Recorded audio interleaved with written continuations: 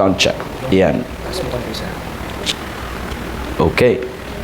Hindi ako sanay ha. Feeling ko kasi pag nakaganito ako, para ako nagko-concert. Amen. And I'm blessed to be here. Magandang umaga po sa ating lahat. Let me congratulate po sa inyo ng inyong 26 years na anniversary of God's goodness and God's grace. 26 years is 26 years. And it's filled with, we know, yung provisions ng Panginoon, ang biyaya ng Panginoon, and yung habag ng Panginoon, yung mga times na akala natin hindi magpapatuloy, pero sa biyaya ng Panginoon ay nandito lahat tayo. And salamat po. Kasi wala na tayong pwedeng pasalamatan. Hindi naman pwede nating sabihin na 26 years kami umabot because we have a great pastor. But we can say that we have a great God. We have a good God. Amen. And that's a blessing. And glad to meet you all. I know ang iba sa inyo ay familiar na po sa akin. Familiar na din ako sa inyo because we've been together sa ministries din as well. But it's my first time to be here. And I'm honored and I thank God for this great opportunity. Pastor Rodel, thank you so much sa invitation. Thank you for considering us. And sa family din ng Manzano, Brother Josiah, Sister Merlin, and for accommodating us. We have a good place na stayhan, comfortable place. And it's good to see you all. And I hope maging blessing po ang ating pag-uusapan ngayong umaga. I thank God na yung mga songs natin, yung mga napakinggan natin ay talagang very fit sa ating pag-uusapan sa umagang ito. And saan yung dito? And without much ado, para makakain tayo ng maaga, no? Kasi they know na nagtumatawa na yung ilan. Kasi pag nagpipreach ako, aabot na to si Evangelist ng 2 hours. Pero welcome po sa ating mga bisita. Hindi ko sasayangin ang oras nyo po. Kung mag-preach man ako ng 5 oras, I see to it na may matutunan kayo. hindi ko sasayangin. Sayang naman pag mag-chismis lang ako dito ng 5 hours. Sayang yun. Pero pag Word of God ang ating pag-uusapan, ay walang sayang po doon. Okay?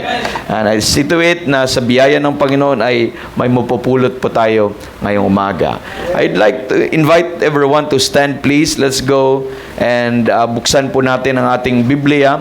Dito po tayo sa 1 Corinthians chapter number 1. 1 Corinthians chapter number 1. Okay? Andiyan na po. Let me start reading with verse number 17 and babasahin po natin ito hanggang verse number 23. Responsibly po, ako magbasa, paki-share lang sa mga walang Biblia.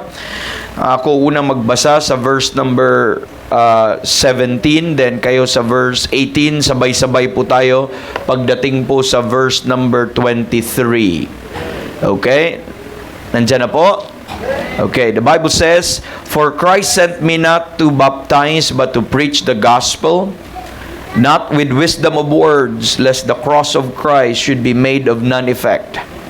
For the preaching of the cross is then of marriage foolishness, but unto us which are saved it is the power of God. For it is written, I will destroy the wisdom of the wise, and will bring to nothing the understanding of the prudent." Where is the wise? Where is the scribe? Where is the disputer of word? For after that, in the wisdom of God, the world by wisdom knew not God. It pleased God, take note, by the foolishness of preaching, to save them that believe.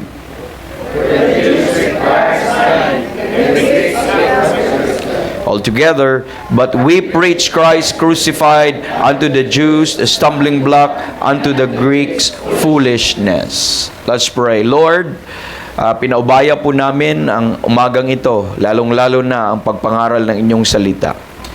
We acknowledge, Lord, na wala kaming kapangyarihan, wala kaming kakayanan on our own, Lord, na mag-convict ng mga kaluluwa sa umagang ito.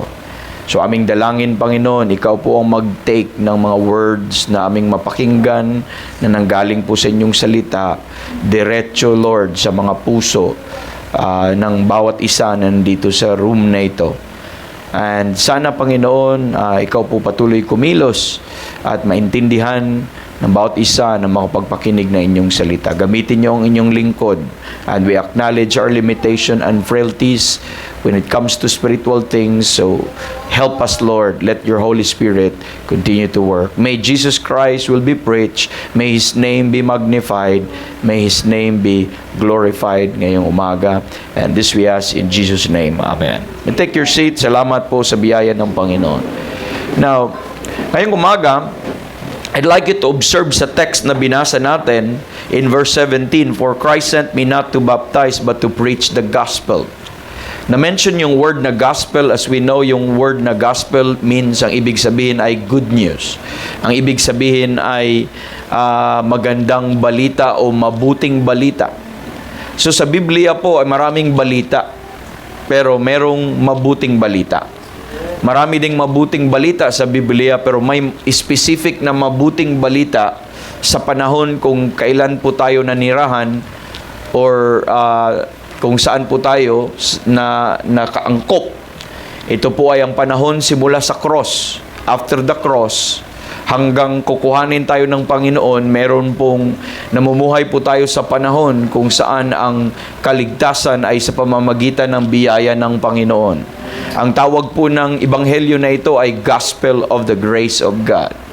And the Gospel of the Grace of God, ang central message po niya ay makikita din natin sa verse 17. Okay? Sabi doon, to preach the gospel not with wisdom of words. So the gospel is not a man-made, okay? Hindi po siya imbento ng tao, or it's not a news or mabuting balita na ginawa lang ng tao, kagaya ng mga relihiyon ngayon na meron silang quote unquote na ebanghelyo, pero ito ay gawa ng tao. Pero hindi ito galing sa wisdom of words. And I would like you to see that, lest the cross of Christ should be made of none effect. So makikita natin that the central message sa ebanghelyo sa kapanahunan po natin is the cross. Okay? And this cross is effective. Pero meron pong mga sumisira ayon sa context ng ebanghelyo na ito para hindi magkaroon ng epekto ang kapangyarihan ng cross. Bakit kapangyarihan? Kasi ito ay power of God in verse 18. For the preaching of the cross. So, the cross should be preached. Okay? Yun po yung pinaka main theme, pinaka sentro ng mensahe ng ebanghelyo ng biyaya. Okay?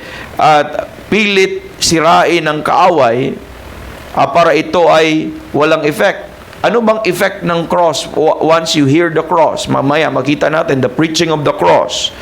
Ito ay kapangyarihan ng Diyos, sabi ng Bible, to them that perish foolishness. Kung hindi ka pa save or hindi ka pa nakatiyak sa kaligtasan mo ngayong umaga, maybe sa una ay kalokohan lang ito. Maybe pag marinig mo yung mensahe ngayon, hindi mo bigyan ng halaga, baka ang tingin mo ay walang importansya. Pero as you listen on, as patuloy kang nakikinig, makikita mo, malalaman mo na ito ay makapangyarihan. Okay? Sabi doon, to them that perish foolishness, but unto us which are saved, it is the power of God. Ngayon, ang viewpoint ng isang tao na ligtas, ang ibig kong sabihin ligtas, ay siya ay tiyak na pag siya ay mamatay, sa langit ang kanyang tungo. Siya ay tiyak na ang kanyang kasalanan ay napatawad na. Siya ay tiyak na siya ay merong buhay na walang hanggan. May katiyakan, not because mabuting tao siya, not because magaling siya, not because mabait siya. Siya ay tiyak dahil sa ginawa ng tagapagligtas, okay, para sa kanyang kaluluwa. Ang kanyang confidence, okay, ay nandun po sa ginawa ng kanyang Savior. That's why nakakatiyak siya because hindi po nagsisinungaling ang Diyos na nakasaad sa Biblia. Okay? By the way, disclaimer a little bit, baka may wrong grammar ako minsan. I have discomfort a little bit sa pagsasalita ng Tagalog, pero I'll try my best. Ako po ay isang Cebuano and hindi po first language ko po ang pagtatagalog. But I'll try my best by the grace of God na makaabot sa atin ang salita ng Diyos, no? Minsan matigas, minsan malambot. So wag niyong tawanan, no? No, minsan ay sabi ko nung bago pa ako dito sa Luzon, sabi ko, magbigay kayo ng pira. So, malay ko ba na pera pala yun, no? Pira. So may mga ganyang mga instances. But I'll preach kung saan po ako komportable at sa biyaya ng Panginoon, ang Diyos lang ang bahalang kumilos. So, sabi dito, ito ay kapangyarihan ng Diyos. Okay? Jump ko po ang atin pong binabasa in verse number 21. So, yung preaching of the cross according sa Biblia ay ito daw yung hindi lang power of God, ito ay wisdom of God. Ito yung karunungan ng Diyos. Okay? Kapangyarihan ng Diyos at karunungan ng Diyos. Verse 21, For after that, in the wisdom of God, the world by wisdom knew not God. So, ang mundo, meron din siyang karunungan. Dahil sa karunungan ng mundo, sa edukasyon, sa kanyang, sa science, sa philosophy, na kanya pong inaaral, lumalayo siya sa Panginoon at hindi niya nakilala ang Panginoon. Yun yung wisdom of words. Yun yung wisdom of this world. Yun yung man's wisdom. Okay, katalinuhan ng tao po, mga kapatid. Sabi ng Bible, for after that in the world, in the wisdom of God, the world by wisdom knew not God. It pleased God by the foolishness of preaching. Kaya yung pagpangaral ng Diyos, yung salita ng Diyos na pinapangaral, dahil sa katalinuhan ng tao, karunungan ng tao, akala niya kalokohan yun. Pero yun ang totoo palang karunungan. No? So, but nalugod ang Diyos kahit ang tingin nila, ang tingin ng mundo, ang tingin ng tao, ang tingin ng mga edukado ay ito ay kamangmangan. Kaya sabi niya, it pleased God by the foolishness of preaching to save them that believe. So nalugod ang Diyos na magligtas sa sinumang sumampalataya. Okay? Sa sinumang sumampalataya. And in verse number 23, but we preach Christ crucified. There again, no?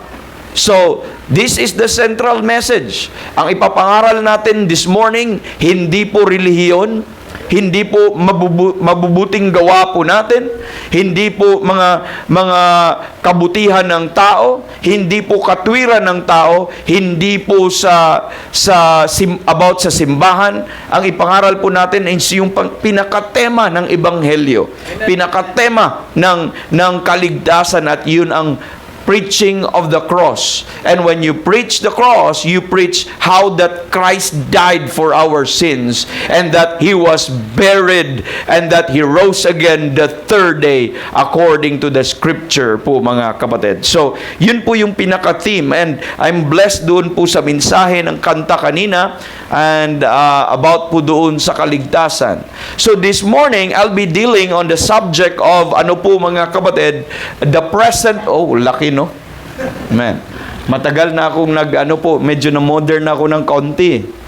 All my life, I've been a preacher, I've been writing, I've been using this board. Na-miss ko na to, no? Anyway, salamat sa opportunity, no? We'll be talking about sana mabasa nyo, pardon sa aking sulat, the present values, okay,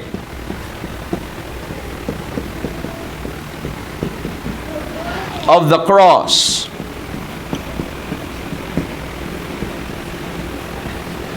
So we will be talking about this Calvary, since this is the central message po, mga kapatid, ng ating pag-uusapan. Hindi po yan idol, hindi po yan rebulto, but that is symbolic, that is emblemic. Meron po itong kahulugan po, mga kapatid, ang ating pag-uusapan. Nilagay po natin siya because that denotes the cross of Calvary po, mga kapatid. Now, ano pang value nito? Sa iba, amulet lang yan.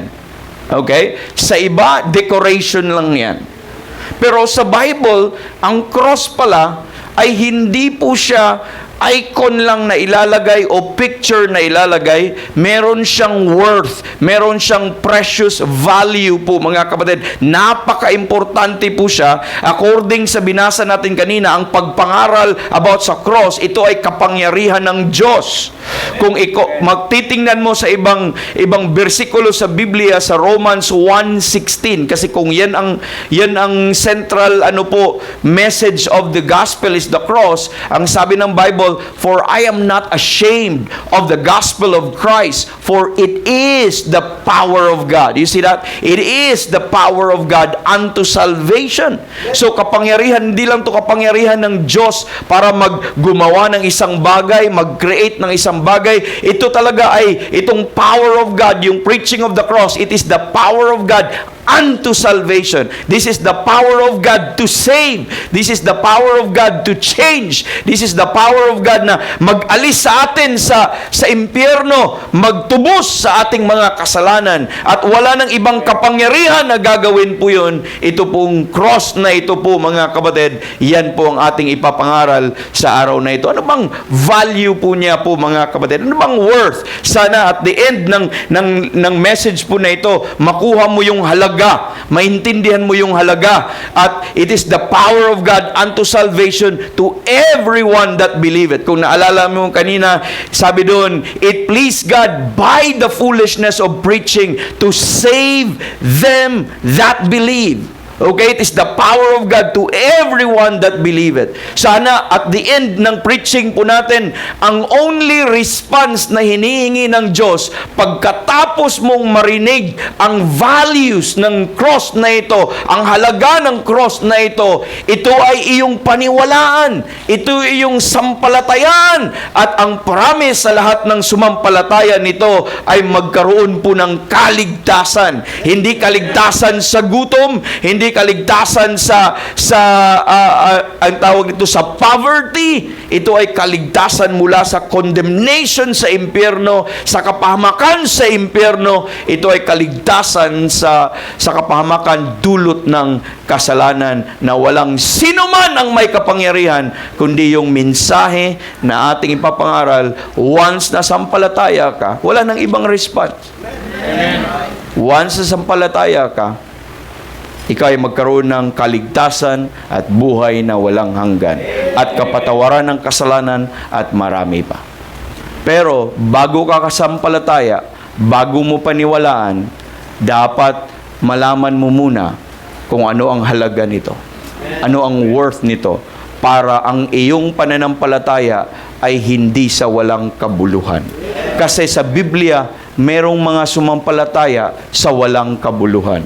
According sa Bible, sa 1 Corinthians 15 verse number 2 po, sabi niya, if ye keep in memory, sabi ni Paul, what I preach unto you, unless ye have believed in vain. So a person can believe in an empty hope. A person can believe on something that is powerless. A person can believe about anything that has no effect sa kanyang kaluluwa. Kaya importante ang understanding, maunawaan natin. Importante na malaman mo, importante na maintindihan mo ang kaligtasan na ito, ang mensahe na ito, dahil nandun po ang kapangyarihan. Once na ilagak mo ang iyong pananampalataya at pagtitiwala doon sa mensaheng ito, according sa Biblia, meron kang kaligtasan. Sabi ng Biblia sa Ephesians 1:13, in whom ye trusted, after that ye heard the word of truth. Pagkatapos mong mapakinggan ang word of truth. Ano yung word of truth? The gospel of your salvation. Nandun ulit yung ebanghelyo. Ebanghelyo saan? Good news about what? About sa kaligtasan. The gospel of your salvation. And the Bible says, anong effect nito? In whom also after that ye believe. So there's no other response. Ye believe. Then you were sealed with that Holy Spirit of promise. So there is a powerful effect. And in that verse, ang epekto po niya, masilyuhan ka at maligtas ka, at kailanman walang kayang magtanggal ng selyo po na yon. And once you got saved, mga kapatid, you are forever sealed. At wala nang makatanggal. So yun ang promises. Pero bago tayo dadako doon sa invitation na sampalatayaan mo, dapat maintindihan mo. Dapat makita mo mismo makaabot na makita mo mismo sa pamamagitan ng eyes of your understanding at makaabot sa iyong puso at doon sa iyong puso panampalatayaan mo. Okay? Yung tagapagligtas at ang kanyang ginawa para sa iyong kaluluwa. Maintindihan po natin, makita natin. Now, with this po mga kapatid, before that, every time itong cross na ito, let me establish first. This is an emblem, symbol. Ano bang Tagalog? Symbol din. Okay, sige, symbol. Meron siyang pinapakita na mensahe. Ibig lang sabihin, itong cross na ito is a symbolic po mga kapatid of the finished work of Christ. When we say the finished work of Christ, this is not just about Christ died on the cross, but this is a symbol of the death, okay? Yung finished work, ano yung work niya? Death, okay, burial, and the resurrection. So, para siyang package po mga kapatid na makikita po natin, okay? So, ito yun, para ba kumbaga, ito yung pinaka-element ng finished work of Christ, pero when you put them in one picture, it's the cross. Okay? That's why ang tawag dun, the preaching of the cross. When you preach the death, burial, and resurrection, which is the good news, ito yung gospel po mga kapatid, it's the preaching of the cross. Nakuha po natin. So emblemic, symbolic po siya, ang nagre-represent sa death, burial, and resurrection, or the finished work of Christ for our salvation is the cross. Kuha po natin? So, yun ang gusto nating maintindihan ngayon. Now, ano ang mensahe po mga kapatid? Ano mensahe na makikita po natin dito sa death, burial, and resurrection or sa cross po mga kapatid? Una, ang gusto ko maintindihan natin, the message that this cross is giving us is, number one, love. Okay. Every time you see this, you will always be reminded how God loved you. Because this cross is not just for display para magkaroon lang ng history. But this death of Christ is really about showing the love of God. Diba? Ang sabi ng Biblia, for God so loved the world that He gave His only begotten Son. Pero hindi lang po niya binigay ang kanyang anak. Pero sabi ng Bible po mga kapatid, in Philippians chapter number 2, malalaman mo doon, sabi doon, who being in the form of God, because Jesus Christ is God. Sabi niya, thought it not robbery to be equal with God. He made Himself, si Christ who is God, of no reputation, and took upon in Himself a form of a servant. Sabi doon, being fashioned as a man. Sabi doon, He humbled Himself and became obedient. Si Christ became obedient, even the death of the cross. So, what is that? Anong mensahe po ano pang mensahe sa cross every time you see? Yun yung Romans 5:8, di ba? But God commended His love towards us. Pinakita ng Diyos, yun, towards us, in that while we were yet sinners, Christ died for us. Because in that cross, that's where Christ died. So this is the manifestation, ito yung pagpapakita, pagpapahayag ng pag-ibig ng Diyos. Amen. The cross is a symbol that God loved you, mga kapatid. In that cross, mga kapatid, He died. Anong sabi dun? Anong sabi dun sa other passages sa 1 John chapter 3 verse 16? Kaya John 3:16, 1 John 3:16, ang pagkasabi doon, hereby perceive we, naintindihan natin, the love of God. Okay? When He laid down His life for us. Because this is the time when He laid down His life for us. Sabi doon sa Ephesians 5:25, husbands, love your wives as Christ also loved the church. Paano niya minahal tayo? And gave Himself for it. So, ang picture talaga po ng cross is really the love of God. That's really an obvious message po, mga kapatid. Paul said, sabi niya, and the life which I now live in the flesh, sabi niya, I live by the faith of the Son of God who loved me. Sabi niya, who loved me and gave Himself for me. So, yung pagbibigay, pagkamatay niya is wala nang other message. Hindi yun pasikat, hindi yun pangampanya, hindi lang to create history, but it's really the greatest manifestation. And by the way, this is the greatest manifestation of the love, mga kapatid, ever shown, mga kapatid. Amen. Di ba ang mundo, the greatest love of all is easy to achieve daw? Learning to love yourself. Kung kakantahin ko kasi makakarnal tayong lahat is the greatest love of all. No.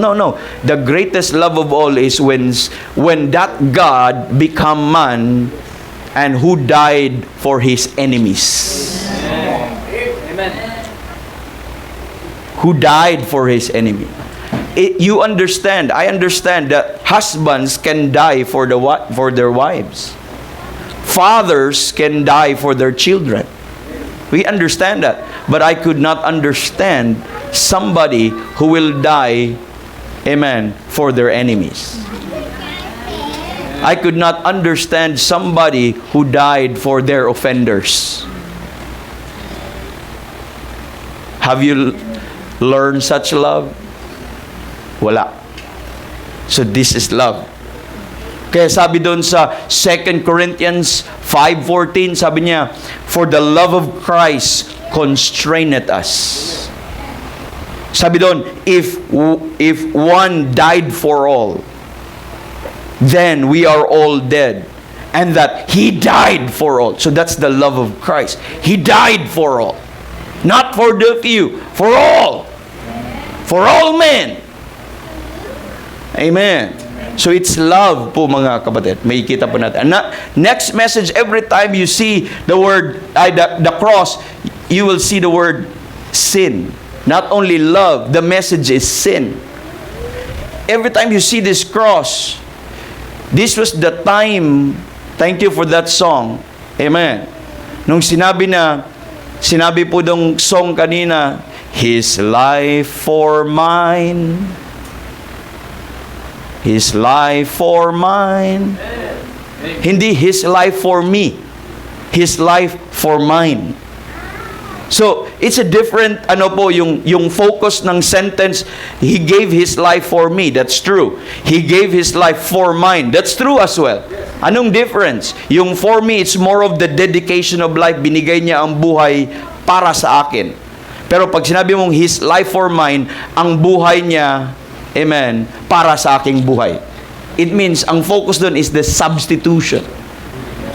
Ibig sabihin, ako yung makasalanan, siya yung naging makasalanan para sa akin. Siya yung kumuha ng aking lugar. Siya yung kumuha ng kaparusahan. Siya yung kumuha ng condemnation. Naintindihan po natin? So, sin. You will see that sin, that's why Christ was there. When He hung on the cross of Calvary, the Bible says, He bore our sin in His body. Diba? Na yun ang sabi sa 1 Peter chapter number, mga kapatid, chapter, you write those verses, no? Minsan sinasabi ko lang, 1 Peter chapter 2, verse number 24. Sabi dun, He bore our sin in His own body. In Isaiah 53 verse number 6, sabi niya, the Lord hath laid on Him the iniquity of us all. When every time you see the cross, mga kapatid, Christ become our sin bearer. Amen. Amen. He paid our sins. Jesus paid it all. This is the time na binayaran ng Diyos ang ating mga kasalanan. This is the time na dinil ng Diyos ang kasalanan ng mundo. This is the time po, mga kapatid, this is the emblem po, mga kapatid, kung saan pinasan ni Kristo ang ating mga kasalanan. Kung saan na-experience ni Kristo ang kaparusahan ng ating mga kasalanan. Kung saan siya yung pumalit sa ating lugar. Tayo dapat ang ipako sa cross. Siyang namatay para sa atin.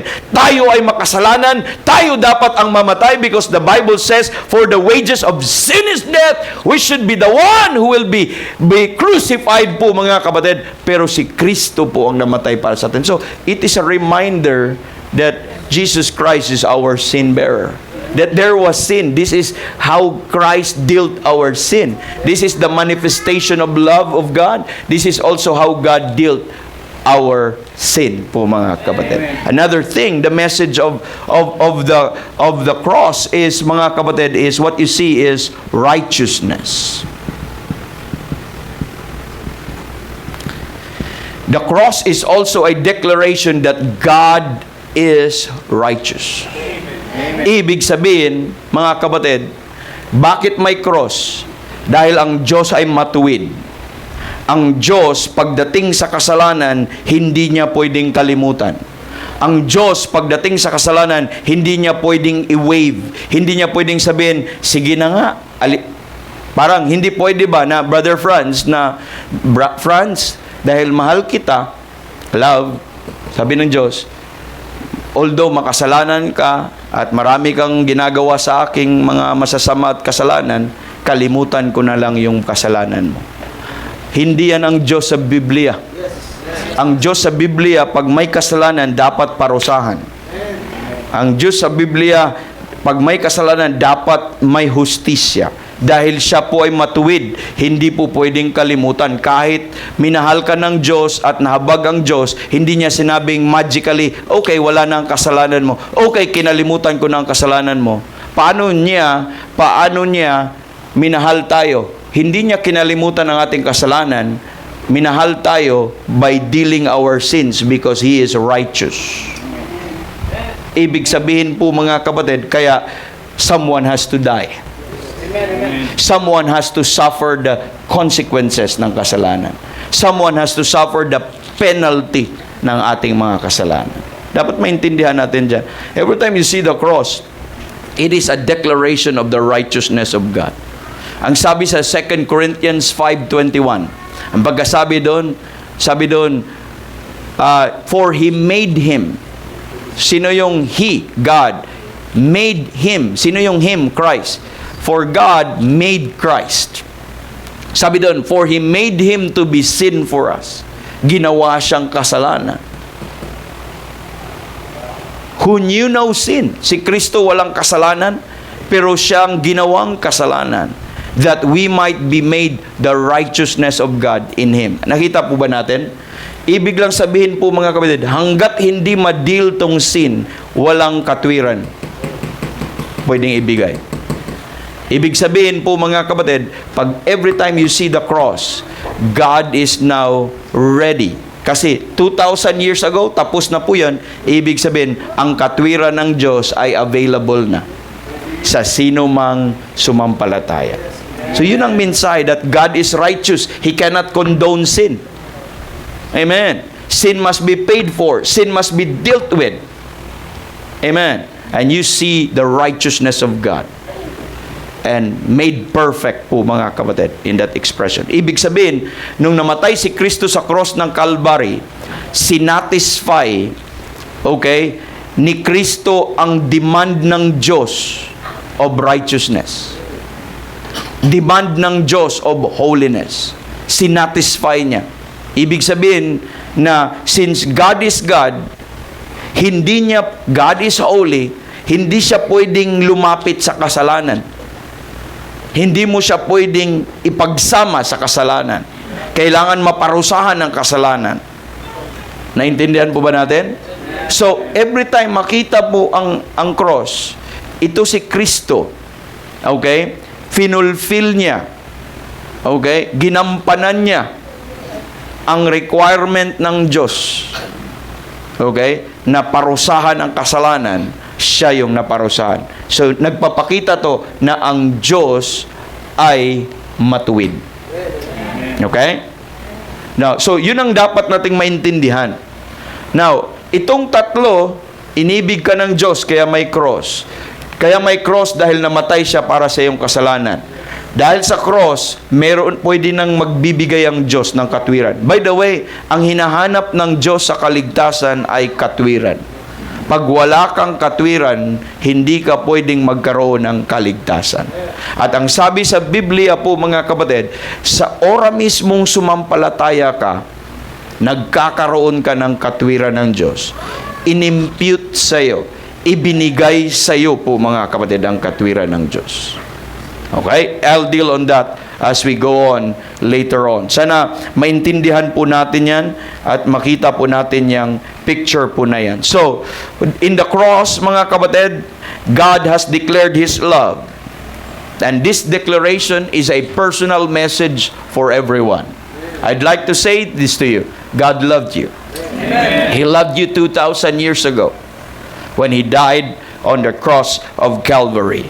And number 2 po mga kapatid, it was our sin and it was our sins that held Him on the tree.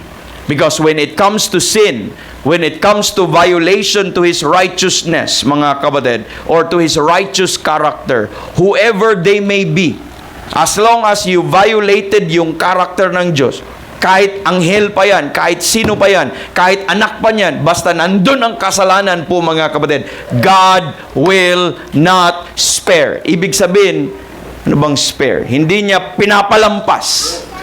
Di ba? Sabi doon sa 2 Peter 2 verse number 4, sabi niya, He spared not the angels that sinned, but cast them down to hell.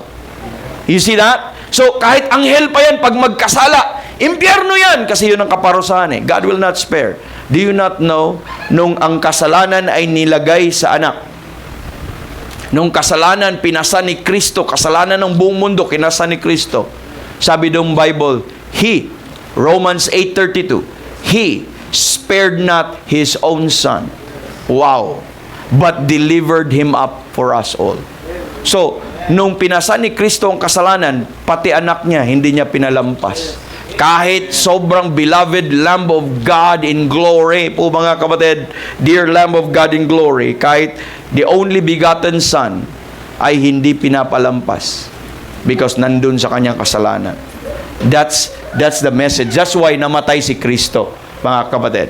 And mga kapatid, the cross also is the message from God in that it is said to be a declaration of the righteousness of God. Every time makita mo yun, you will always think, dahil may cross, kasi banal ang Diyos at matuwid ang Diyos. So the conclusion from that, mga kapatid, by the cross, God has declared our sin. By the cross, God has declared His own righteousness. And by the cross, God has showed His unmeasurable love para sa atin. Gusto ko maintindihan natin. Now, ang question ngayon po mga kapatid, why did He suffer Himself to be put to death?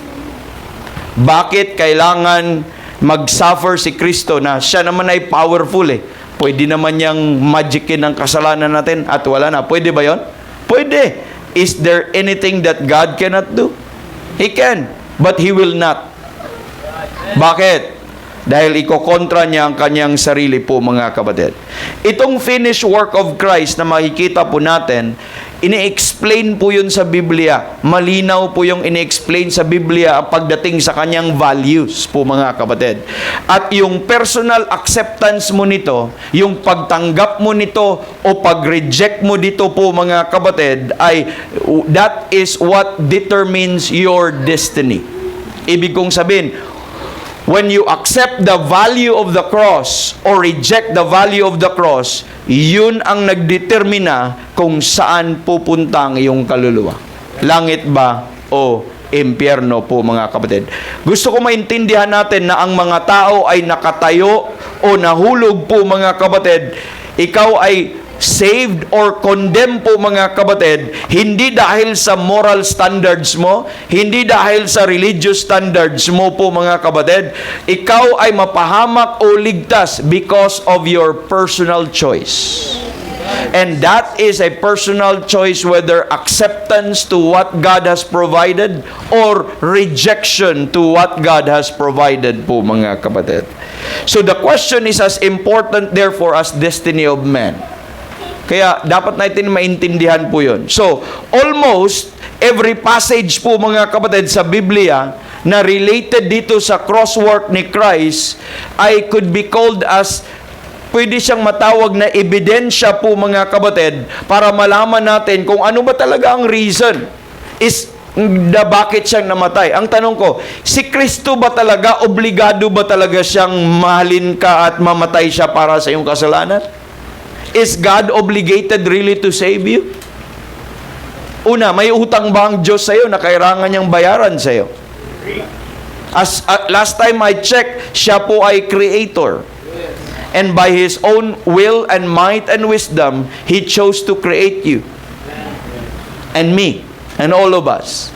And then men rebel. Lumayo tayo sa Diyos. Nagkasala tayo. Ayaw na natin sa Diyos. Does God has all the right to dump us to hell? Hello? Bakit?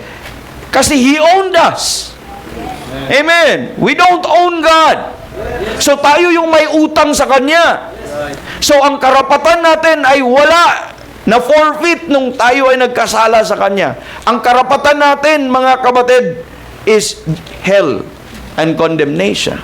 So, ibig sabihin, kinakailangan ba ng Diyos na gumawa ng sanlibutan ng lahat ng ito, magkatawang tao, at mag-suffer sa kasalanan mo, sa kasalanan ko? Kailangan ba talaga niyang gawin yon? Hindi. Pero, ang tanong, bakit niya ginawa yon? Hello? Itong mensahe ng cross would be an evidence, mga kapatid, kung bakit niya gagawin yon po, mga kapatid. Bakit niya kailangang mag-sacrifice po, mga kapatid. So obviously, in Isaiah 53 verse 5 and 6, the Bible says, "But He was wounded for our transgression. He was bruised for our iniquities." Imagine, no? He was wounded for our transgressions. He was bruised for our iniquities. And the chastisement of our peace was upon Him. With His stripes, we are healed. Siya yung na-bruised. Siya yung na-wounded. Siya yung pinalo. Siya yung nagkaroon ng stripes. And that was not because of His own sin. He knew no sin. Hindi nagkasala si Kristo, but it was my sin. It was your sin. It was my transgression. It was your transgressions. It was my stripes. It should be my chastisement. But Jesus Christ, amen, took my place po, mga kapatid. At ang kalooban niya in 1 Timothy po, mga kapatid, sabi niya, who will have all men to be saved. In verse number 3. Yun ang kalooban niya. Ninais niya ang ang lahat ng tao ay maligtas and to come to the knowledge of the truth.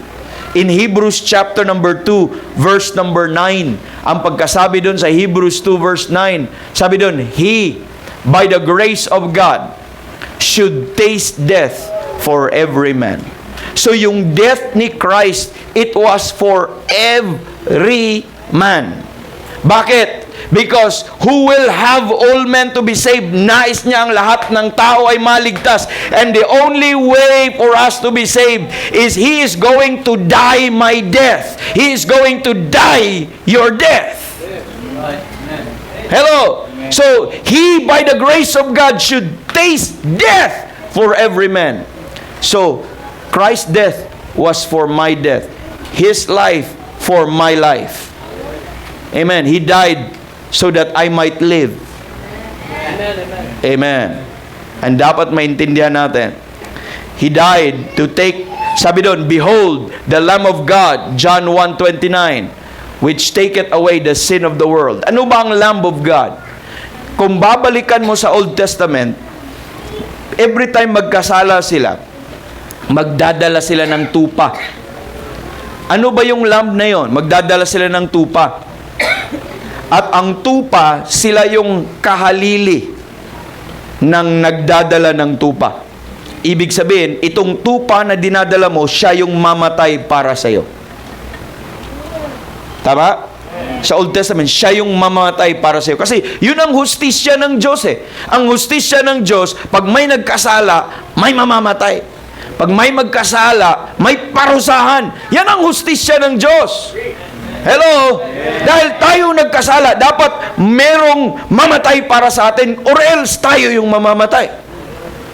So sa Old Testament, ang tupa, yun yung mamamatay para sa nagdadala ng ano. Si Jesus Christ sa New Testament, nung namatay siya, siya yung Lamb of God. Siya yung kahalili natin. So sa bawat ano po mga kapatid, in clearest terms po mga kapatid, why Christ has to die, sa napakalinaw na reason sa Biblia, it is said to be mga kapatid, anong reason? For substitution. I never asked na yun ang kantahin, pero that was the song. It was about substitution. His life for mine po mga kapatid. At ano yung ginawa ni Kristo po mga kapatid? Siya yung pamalit sa atin, siya yung kahalili sa atin, hindi na pwedeng gagawin ulit po mga kapatid. At yung ginawa niya 2,000 years ago, it is accomplished mga kapatid for every person. At yung ginawa niya 2,000 years ago, it was done in perfection. That nobody should repeat at walang makakagawa dun nun mga kapatid. Once for all lang po niya ginawa yon at hindi na kailanman makopya, magagawa ng iba. Nakakalungkot, no? Every year, sineselebrate ng mundo ang undas, ang tawag doon, yung mahal na araw. So, they try to repeat what Christ did. Pero walang makakagawang ganun. Isa lang ang Lamb of God which taketh away the sin of the world. Si Kristo lang. So, sufficient po yun and it was done in perfection. I'd like you to understand. So, unang value po mga kapatid na makikita natin sa cross po mga kapatid is dapat mong tandaan, una itong reconciliation. Okay? So, yeah, that's the one thing na makikita mo, yung unang value na makikita mo with regards to the cross, bakit kailangan? Ano bang importansya ng cross? Bakit kailangan kong sampalatayaan yun?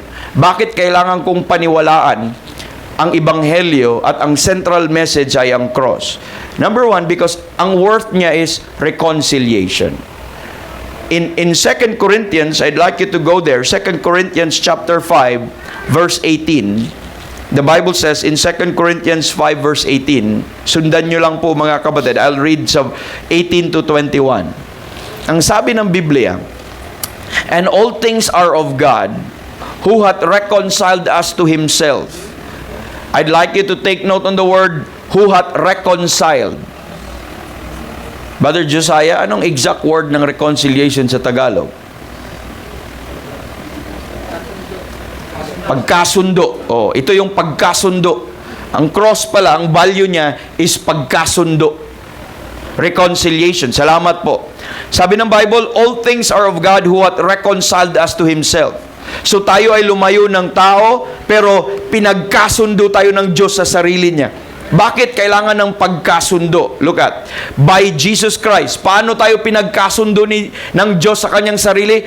By Jesus Christ. And hath given us, yung pinagkasundo ng Diyos, sa verse number 18, ay binigyan din sila ng ministry of reconciliation. Kung ikaw ay pinagkasundo na, ikaw ay binigyan din ng purpose na i-share yung ginawa ni Kristo upang ipagkasundo tayo sa Diyos.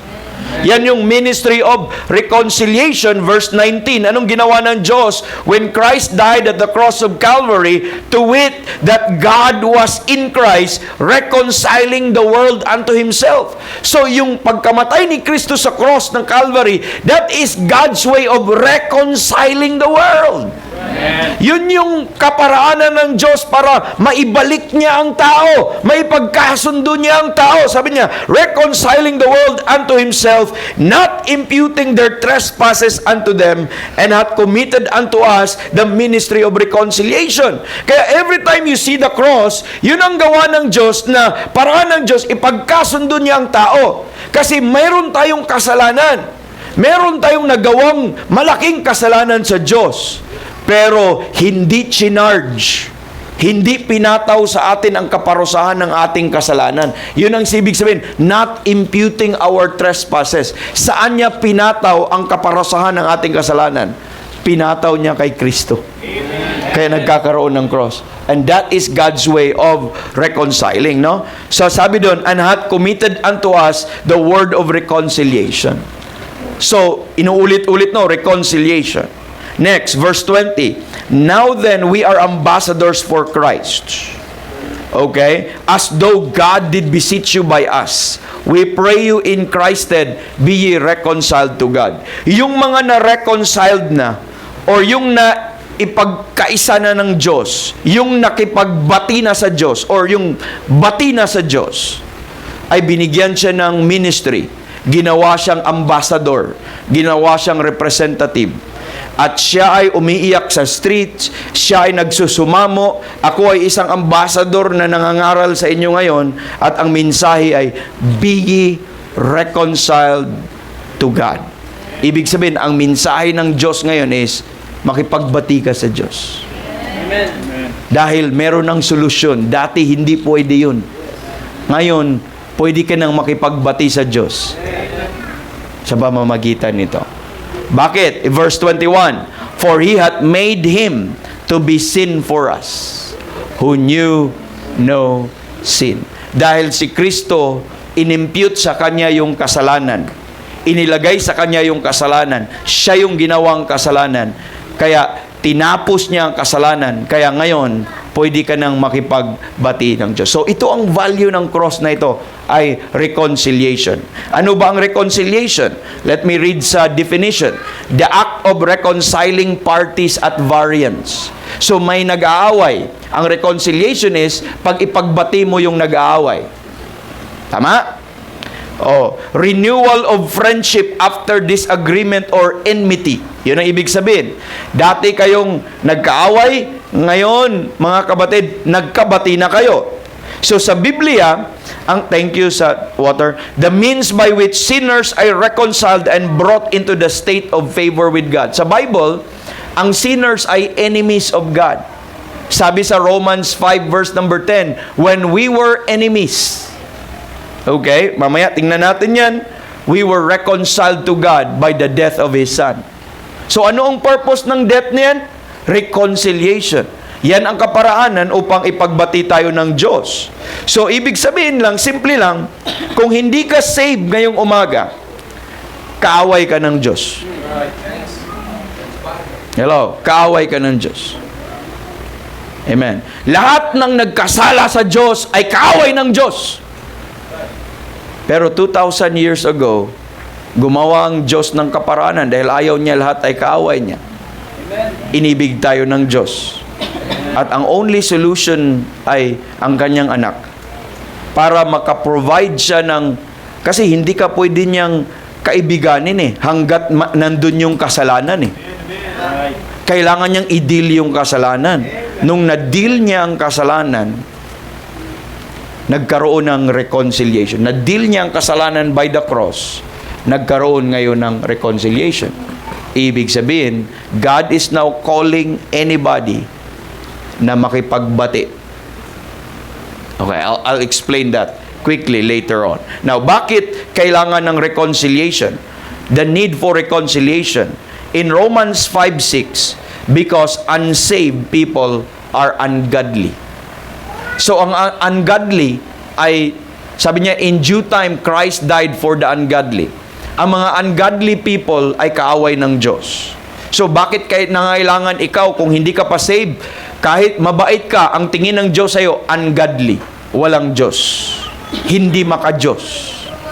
Number 2, in Romans 5:8, bakit kailangan natin ng reconciliation? Because we are sinners. We were sinners. Ang unsaved na tao ay makasalanan. At ang makasalanan ay galit ang Diyos sa makasalanan. Anong sabi ng Bible? God is angry with the wicked every day. So galit ang Diyos sa makasalanan. Bakit kailangan natin ng reconciliation? Because ang isang hindi pa ligtas are enemies of God in Romans 5 verse number 10. Bakit kailangan natin ng reconciliation or ng isang ligtas na hindi reconciliation, na kailangan nila ng reconciliation? In Ephesians 2:12 and Ephesians chapter number 4, ang hindi pa ligtas ay alienated. Nakita nyo po? Ano tayo? Bakit kailangan tayo? Because merong, po tayo po mga kapatid, we were ungodly. Ano pa? We were sinners. Okay? Ano pa? We were alienated. Alam mo yung alienated, hindi tayo kilala ng Diyos. Hindi tayo related ng Diyos. Hindi tayo kamag-anak ng Diyos. Wala tayong relasyon sa Diyos. Strangers tayo po mga kapatid. We were enemies. Tayo ay mga mga kaaway ng Diyos. Amen. And tayo ay in Ephesians 2:12, strangers and afar off. So, malayo tayo sa Diyos, nahiwalay tayo sa Diyos. Kailangan nating ilapit sa Diyos. Amen. And we are without Christ, without hope, without God in the world. Yun ang reasons po mga kapatid. And para ang isang ungodly, ang isang makasalanan, ang isang alienated enemies ng Diyos ay maligtas po mga kapatid at maibalik sa Diyos, kailangan ng cross. At ang cross, ang mensahe po niya, ang value po niya ay maibalik ka sa Diyos. Mailapit ka sa Diyos. Kung hindi ka dadaan sa cross, kung ikaw ay magtitiwala lang sa iyong nalalaman, sa iyong kaalaman, sa iyong edukasyon, sa iyong relihiyon, sa iyong simbahan, kung sa iyong kabutihan mga kapatid, kailanman hindi ka pwedeng mailapit sa Diyos at maipagbati sa Diyos. Kahit anong gagawin mo sa mata ng Diyos, ikaw to. Ikaw to. Dapat ma-realize po nating lahat yan po mga kapatid. So therefore, kasi yan ang makasalanan yan ang tao yan ang unsaved po mga kapatid. Therefore, ang Diyos po ang naghanap ng kaparaanan. Siya yung nagbigay na gumawa ng unang necessary step. At ang unang necessary step na ginawa ng Diyos ay pinadala niya ang kanyang bugtong na anak para mamatay sa cross ng Calvary para ang success o ang victory ng kanyang kamatayan would provide reconciliation sa mga ungodly, sa mga sinners, sa mga alienated, sa mga enemies, at sa mga strangers and afar off ng Diyos po mga kapatid. Ganun yung halaga. Importante yan. Kung na-miss mo ito po mga kapatid, I would like na ganito ang preaching natin sa Ebanghelyo. Hindi pwede yung sasabihin ko lang sa'yo, mahal kayo ng Diyos. Gusto ko makaintindi kayo ng terms. Amen. Para malalim ang pagkaintindi nyo. Para once na magsumampalatayo kayo sa ginawa ni Jesus Christ na that's your only hope. That's your only remedy. That's your only solution para masave. Malinaw sa isipan nyo. Malinaw sa puso nyo. At it would result sa confidence. Amen. Sa ora mismo magbigay ka ng pagtitiwala sa Panginoon. Okay? So Romans 5:10, the Bible says, for if when we were enemies, sabi doon, enemies, the Bible says, we were reconciled to God by the death of His Son. Amen. In Colossians 1:21, the Bible says, Colossians 1:21, and you that were sometimes alienated and enemies in your mind by wicked works, yet now hath He reconciled in the body of His flesh through death. Imagine, yet now hath He reconciled in the body of His flesh. Cross pa rin. Yung death pa rin niya ang reason po mga kapatid. In Ephesians chapter number 2, in verse number 13, Ephesians 2:13, but now in Christ Jesus, ye who sometimes were far off are made nigh by the blood of Christ. Tayo afar off and strangers and afar off are made nigh, nailapit sa Diyos. Paano? By the blood of Christ. Kasi sa cross, doon na idanak ang kanyang dugo. In verse 14, for He is our peace. Dati wala tayong kaaway natin ng Diyos. So there's war, there is enmity. Alam niyo yun, enmity, may galit. Ngayon, si Kristo yung ating kapayapaan. Nagkaroon ng peace, and God is now offering peace po mga kapatid. Amen. And in verse number 17, and the Bible says, verse 15 pala, sabi niya, having abolished in His flesh the enmity. So, inabolish niya by His flesh when He died on the cross of Calvary. Natanggal yung enmity. Ano yung enmity? Where you get the word enemy? Enmity. May galit ka dahil kaaway mo siya. Okay, na-abolish na yung enmity. In verse number 17 of Ephesians 2, and came and preached peace to you. So, ngayon, God is preaching peace. God is offering peace po mga kapatid. So, Yun po yung kahalagahan po ng cross po mga kapatid. God has already wrought in Christ, but which He has thoroughly changed the relation of the world to Himself, so that He does not reckon their trespasses unto them. So, dati ang Diyos galit sa tao. Are you listening? Dati ang Diyos gusto niyang parusahan ang lahat ng makasalanan. Pero nung namatay si Kristo sa cross ng Calvary, alam mo yun yung bulkan na sasabog na. Sasabog na po mga kapatid, nag-alburuto na yung bulkan, tapos mamaya may ginawa si Kristo na sobrang nakalugod sa Diyos, biglang humupa. Hello? Nag-change yung relation ng Panginoon sa mundo. Instead of charging because of the sins, instead ipataw sa iyo yung kaparusahan ng iyong kasalanan, hindi na siya nagcha-charge ng anyone na makasalanan kasi inilagay na niya doon kay Kristo. So nag-change ang paningin niya. Nag-change ang paningin sa lahat ng makasalanan. Ngayon, ang nais ng Diyos na kung ikaw ay makasalanan, nais na niyang ikaw ay maligtas. Nais na ikaw ay lumapit sa Kanya at makipagbati sa pamamagitan ng ginawa ni Jesus Christ ng cross ng Calvary po mga kapatid. Ibig sabihin, God has temporarily put on hold His wrath against sin. And instead of magalit siya sa kasalanan, dahil sa cross po mga kapatid, nagbibigay siya ng katwiran. Nag-o-offer siya ng reconciliation. Nag-o-offer siya ng peace sa enemies po mga kapatid. So for most part of 2,000 years, simula nung namatay si Kristo hanggang sa kanyang pagbabalik sa rapture po mga kapatid, ito yung tinatawag na day of salvation. Sabi sa 1 Corinthians, 2 Corinthians 6 ata, sabi niya, now is the accepted time. Now is the day of salvation. Amen. Ito yung day of reconciliation. Ibig sabihin, every time ipinangaral sa inyo ang cross. Are you listening? Listen very carefully. Every time ipapangaral ang cross at ang value ng cross at ano ang mensahe ng cross, parang ang Diyos ay lumapit sa iyo at nag-abot ng kanyang kamay. Nag-aabot ng kanyang kamay. As if God is reaching out and extending His hand and offering peace. Amen. Pero at the end of the day, kahit iabot pa ng Diyos ang kanyang kamay, pwede ka na makipagkaaway tayo dati. Pwede ka na makipagbati sa akin. Pero kung ayaw mo, wala nang magagawa ang Diyos sa'yo. So kaya sinasabi ko, yung fall mo or yung salvation mo o condemnation mo, okay, lies on your personal choice. Because God is now offering you something. But it's up to you whether you take God's peace or reject God's peace. It's your personal choice. Ngayon, nangaral ako sa inyo as if ang Diyos ay lumapit sa iyo at nag-aabot ng kamay. Pwede na tayong magbati. I can forget your sins because my Son died for you. Hello? I'm no longer angry with you, brother. Dahil meron nang nagbayad sa iyong kasalanan. Pero without the cross, God cannot do that. Without Christ dying on that cross, God can never do that.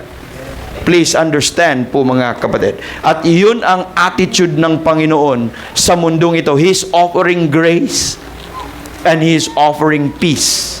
He's offering reconciliation sa sinumang tatanggap at sumampalataya doon sa kanyang binigay sa atin. At yun po yung entire dispensation ng grace is the day of salvation. Quickly, the next worth value po nito, ito yung redemption. Ano ang value ng cross? Ulitin po natin po mga kapatid, ito ay para hindi lang sa reconciliation, ito din ay para sa katubusan po mga kapatid. So, ito ay katubusan. Ang sabi ng ang katubusan po mga kapatid is to deliver. Okay? By paying the demands of the offended righteousness of God against sin. So parang katubusan, pangtubos. Dandaan natin, redemption or tinatawag nating merong isang word ang gagamit Ang pantubos, ang tawag po diyan ay ransom. Okay? Now, in Ephesians chapter number not Ephesians, 1 Timothy chapter number mga kapatid, 2 verse 6. Sa 2 verse 5, sabi doon, for there is one God and one mediator between God and men, the man Christ Jesus. Sabi niya, who gave himself a ransom for all. Hello? So may katubusan. At ang katubusan, may price yun. May redemption price yun. Ang tawag doon, ransom. Have you heard of the ransom money?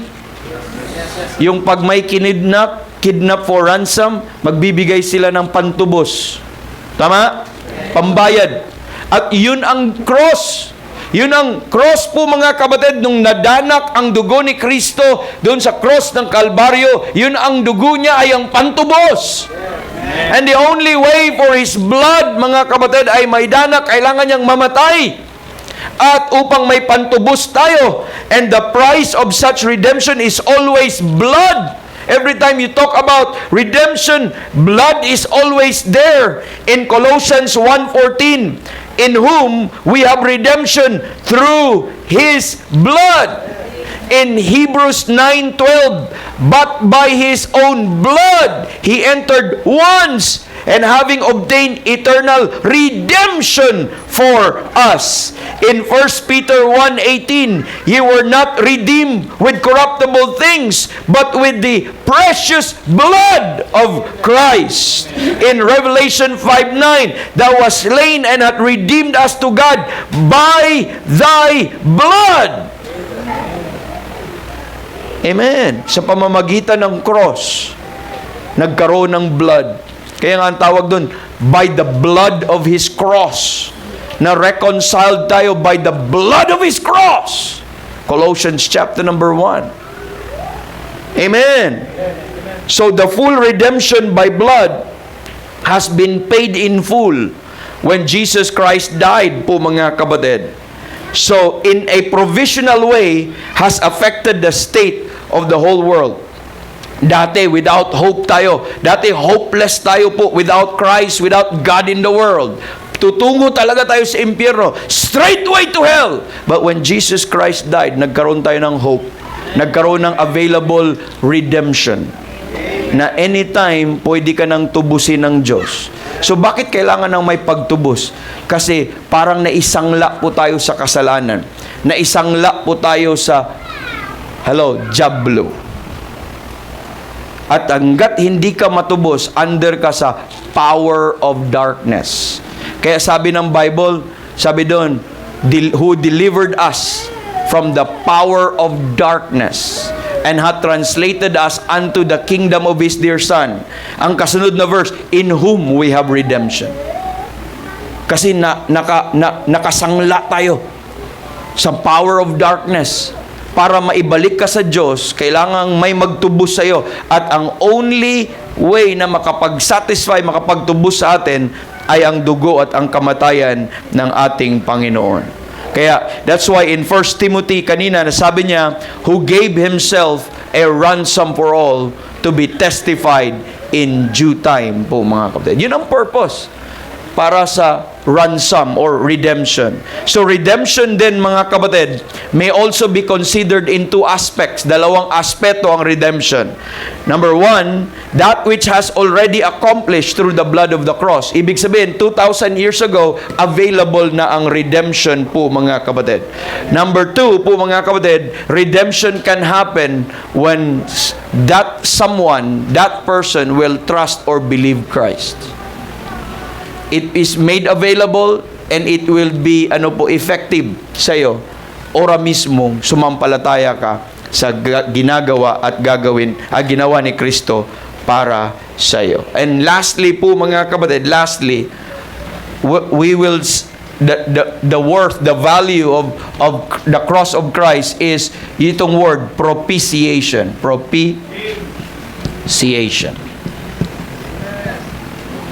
Amen. So, para mabilis po tayo, every time you see the word propitiation, ang keyword mo always is word satisfy or satisfied. Okay, yun yung keyword natin. Yun yung parang, kumbaga, this is a big word. Medyo biblical word. Pero satisfied. Ibig sabihin, nasiyahan ang Diyos. Ito pala ay kasiyahan ng Diyos. Ito ay isang offering. Ang propitiation is, ang cross pala, ay isang offering. Yung death, burial, resurrection ni Kristo ay isang offering na kailanman ang Diyos ay nasiyahan at wala na siyang ibang hihilingin at hahanapin. Yun yung word na propitiation po, mga kapatid. So, propitiation means to satisfy the demands for justice. Propitiation teaches that ang tao ay sinner at ang Diyos ay galit sa kasalanan because God is righteous and holy. Therefore, sin must be judged and judgment must be assigned sa bawat makasalanan. However, Jesus Christ stood between the sinner and the wrath of God. Jesus Christ took the wrath of God and the punishment of God upon Himself, paid the price of our judgment, and He satisfied the holy demands of God. So, ibig sabihin ng propitiation, it means Jesus Christ completely satisfied God's demand for righteous judgment of our sin. He appeased the exploding wrath of God. Ibig sabihin, yung illustration ko kanina, na God is ready to judge us sa kanyang galit po, mga kapatid. Tapos biglang humupa. Alam mo, ganito nangyari kay Kristo. This is always my illustration kasi dito ako galit minsan eh. At ginagawa natin dito ay overkill. Sino dito ay gusto mo ang ipis? Gusto nyo ang ipis? Gusto nyo ang ipis? Di ba? Ay, nakakadiri yung ipis, di ba? Sabi na, may mga lalaki ng machong-macho tumitili pag makakita ng ipis. Now, listen. Pag may ipis dyan, makikita mo yung ipis. Usually, ginagawa natin sa ipis ay overkill. Pag sinabi kong overkill, kahit patay na nga, sinasobra mo pang pag may ipis dyan, nahuli mo, tapos naapakan mo,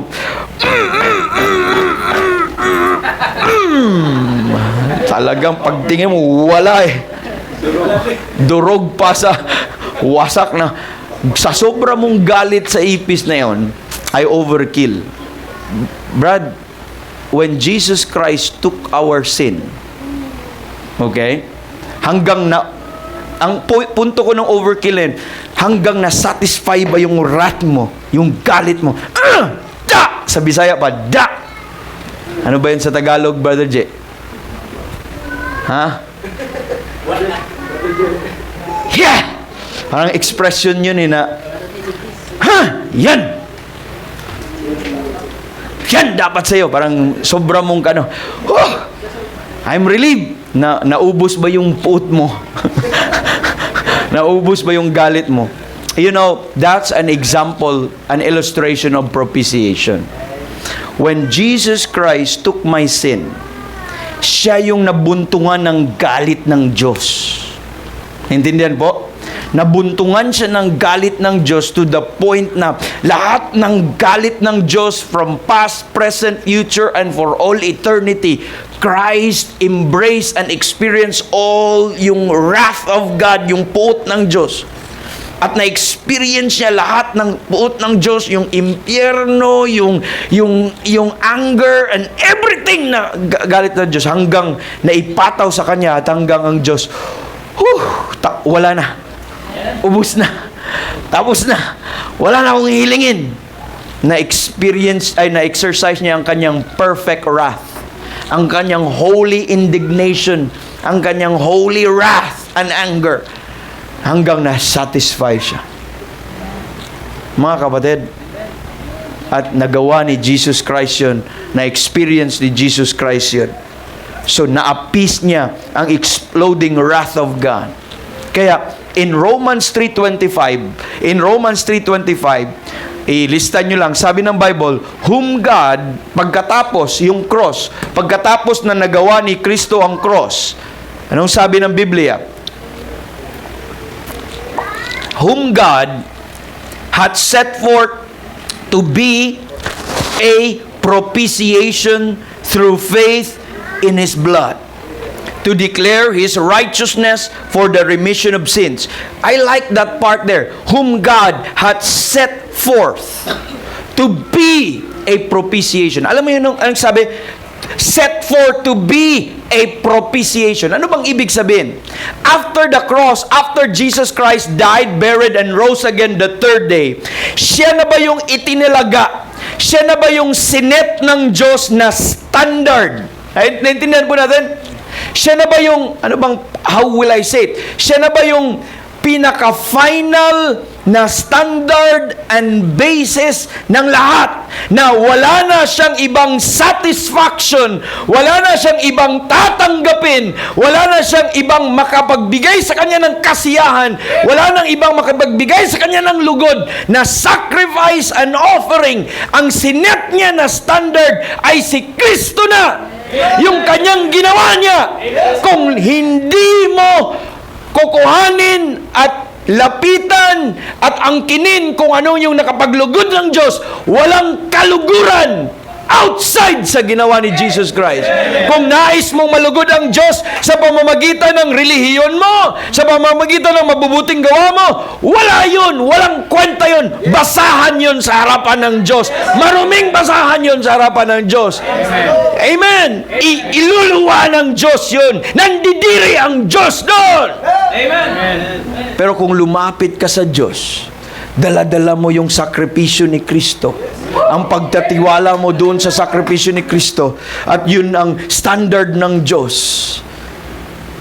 Amen. Ora mismo, tatanggapin ka ng Diyos. Amen. Kasi dala-dala mo ang isang bagay nagbibigay sa Kanya ng kasiyahan. Kung dala-dala mo yung gawa ni Kristo, yung ginawa niya, hindi yung gawa mo, pero kung gawa mo ang dala mo, kayabangan mo ang dala mo. Lord, alam kong tatanggapin mo ako dahil mabuti akong tao. Marami akong pinagawang kapilya. Malaki ang tithes ko at offering ko. Alam ko, Lord, na papasukin mo ako sa langit dahil, Lord, ay nang dami kong tinulungan. And hindi ako nakamiss ng simba. Every Sunday nagsisimba, kahit linggo, kahit ano, or kahit Sabado, Panginoon. Kahit araw-araw, Panginoon. Kahit walang service, Panginoon. Nagsisimba ako, Panginoon. By the way, ang mabubuting gawa, hindi masama. Okay? Maganda ang gumawa ng mabuting, pero hindi yun ang nakapag-satisfy sa Diyos, sa demand ng Diyos, sa galit niya sa kasalanan. Hindi yun, kundi yung ginawa ni Jesus Christ. Gumawa ka ng lahat ng gawa-gawa mo sa buhay. Kahit umiyak ka ng umiyak, it would never satisfy God. And there's one thing and one work, one sacrifice that forever shut up all God's requirement, shut up all His holy demands. Ito yung propitiation made by the cross of Calvary po, mga kapatid. In 1 John 2:2, the Bible says, and He is the propitiation for our sins. In 1 John 4:10, He sent His Son to be the propitiation for our sins. So saan siya na-propitiated? Sa galit niya sa kasalanan natin. At doon sa cross ng Calvary, na-satisfy ang Diyos. Wala na akong hahanapin pa. Wala nang sacrifice na kayang makatumlampas nito. Kayang makaano nito. Yan na ang hiniling ko. Yan lang ang hahanapin ko. Yan lang ang kailangan ko. Pero kung hindi yan, kung Kung hindi ka masatisfy kung saan nasatisfy ang Diyos, walang kasiyahan at kailanman hindi ka tatanggapin ng Diyos. Dapat ma-realize mo yan ngayong umaga. Dapat makikita mo nga ngayong umaga that God, through Jesus Christ, appeased His own wrath against the sinner by paying the penalty His justice demanded Himself. So propitiation is not only appeasing yung vengeful God na yung para ma-satisfy yung galit ng Diyos, but ang propitiation also ay pag-satisfy sa kanyang righteousness. Okay? May hindi lang na-appease ang kanyang galit, parang kanina tapos ang requirement niya, gusto ko perfect. Gusto ko holy. Gusto ko perfect righteousness. Ang sacrifice ni Kristo, na-satisfy din yun. Kaya twofold ang propitiation. One side, yung galit niya at puot niya. The other side, yung requirement niya na napakataas na standard. Na attained ni Kristo lahat yun. Kaya siya yung na-set forth to be propitiation. Naintindihan po natin yun? Kaya wala talagang simbahan na makapagligtas eh. Wala talagang relihiyon na makapagligtas eh. Wala ang sinumang anghel, sinumang tao o ginagawa ng tao, kadakilaan ng tao makapagligtas eh. Kasi isa lang ang nagbigay ng tutuong forever na kasiyahan, satisfaction ng Diyos. Si Jesus Christ yun. At He satisfy both the wrath of God and the holy demand of God of righteousness. Lahat yun pre-provide ni Kristo. Na-appease po yun lahat po mga kapatid at naibigay po yun. So God's own Son was not spared. When He took our place, when He was made sin for us, He experienced the full wrath of God. Now, because of propitiation mga kapatid, dahil sa propitiation, God is now free. Dati, hindi ka pwedeng tanggapin lang ng Diyos eh. Dati, hindi ka pwedeng patawarin lang ng Diyos eh. Kahit humingi ka pa ng kapatawaran, kulang pa rin eh. Kinabukasan, magkasala ka pa rin eh.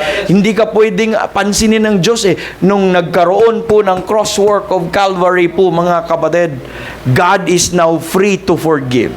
Kasi na-accept na God is now free to accept. God is now free to pardon. God is now free to reconcile. God is now free to justify. And that is for anybody na sumampalataya, amen, sa Diyos. Kaya parang ganun ba? God is now free. Parang, alam mo yun, yung sinasabi, I don't know kung familiar kayo dito sa mga bisita natin, may sinasabi sa Biblia, sa Romans 3:26. Ang pagkasabi doon, to declare, I say at this time, sabi doon, His righteousness. Sabi doon, that He might be just. Ano ibig sabihin? That He might be just and the justifier of him which believeth in Jesus. Ano ibig sabihin niyan? That He might be just. Example, dito nga Brother Franz. Example, ako yung Diyos, kunyari, siya yung tao. Nagkasala si Brother Franz, ako ay nakbanal. Tapos, sa laki ng kasalanan niya, na-offend niya ako sa kasalanan kasi ako sobrang banal. Ibig sabihin, dahil sa kasalanan niya, hindi ko kami pwedeng maging kaibigan. Hindi pwedeng magkasama ang kabanalan at kasalanan. So, dahil sa kanyang kasalanan, naturally, magdistansya ako sa kanya. Magkaroon kami ng separation. Nakuha niyo po? Pero, dahil, kasi mahal ko si Franz eh. Kaibigan ko yan eh. Kalimutan ko na lang yung kasalanan mo. At kasama ulit tayo. Alam niyo nung ginawa ng Diyos, nagko-compromise siya. Naintindihan niyo po? So, ibig sabihin, nag-violate niya yung sarili niyang batas. Violate niya yung sarili niyang katangian na dapat ayaw niya sa kasalanan. Naintindihan po natin? So, hindi siya just when he do that. Hindi siya righteous when God will accept him without payment. Well, God will just accept him without propitiation. God will just accept him without redemption, without reconciliation. Dapat meron. Meron dapat kabayaran. Amen. Hindi pwedeng ganito kasi nagko-compromise ang Diyos. Ngayon po mga kapatid, nagkasala si Franz. Ang Diyos ay umibig sa kanya dahil hindi niya ma-violate ang kanyang sarili, hindi lang basta tanggapin. Ang only solution ay may mamatay para sa kanya. And that's His love being exercised. Ang kanyang pag-ibig, ipinakita niya, ang kanyang habag, pinakita niya by giving up His own Son. Amen. Brad, amen. Siglit.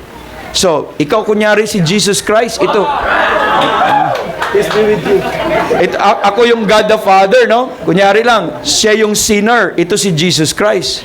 Nakita ko, dahil inibig ko itong taong ito, ayaw ko siya mapahamak sa impyerno.